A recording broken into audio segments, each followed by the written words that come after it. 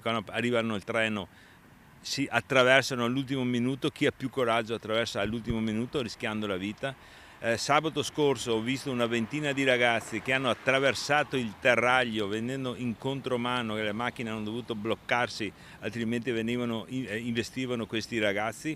Per non parlare poi fuori dalle scuole, facciamo una via Gagliardi, tanto per dare un esempio, dove alzano le ruote, corrono con una sola ruota e fanno la gara chi va più vicino alle macchine che si fermano perché non li investono. Giorni difficili a Mogliano, un gruppo di minorenni sta letteralmente rischiando la propria vita, ma anche mettendo a repentaglio l'incolumità altrui per sfidarsi in imprese al limite della tragedia, forse da mettere sui social, forse solo per farsi belli nel branco. Loro stanno mettendo in discussione la propria gioventù, la propria vita, perché un incidente, una toccata, si spezza la schiena, una botta sulla testa, significa, cari ragazzi, perdere il domani e la vita, il domani è vostro. Difficile dire quali siano i modi per arginare questo fenomeno ormai nazionale. I comuni hanno armi spuntate e Muraro invoca la responsabilità delle famiglie. Qui abbiamo la nostra polizia locale che sta intervenendo per quanto gli è possibile per portare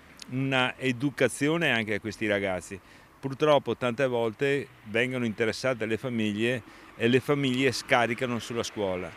Io credo che bisogna assumersi un po' di responsabilità anche all'interno delle famiglie. La famiglia è il primo educatore dei giovani, dei ragazzi. Sto parlando di ragazzi delle scuole primarie, sto parlando di ragazzi delle scuole secondarie. Il vice sindaco promette più telecamere di sorveglianza anche a seguito del grave episodio vandalico che ha visto coinvolti gli impianti sportivi di Campocroce, imbrattati con scritte offensive ed oscene. Sono dei costi, ricordo, della collettività, saremo noi a dover tirar fuori 10.000 euro dei cittadini moglianesi per ripulire quella situazione, così come è successo a Zerman, dove hanno imbrattato i bagni del cimitero, luogo ancora sacro, un luogo dove sicuramente non si sarebbe mai successo una cosa del genere, per non parlare di quello che delle volte succede anche in centro a Mogliano, dove hanno imbrattato il Brolo, che è un centro dove viene fatta delle mostre di cultura.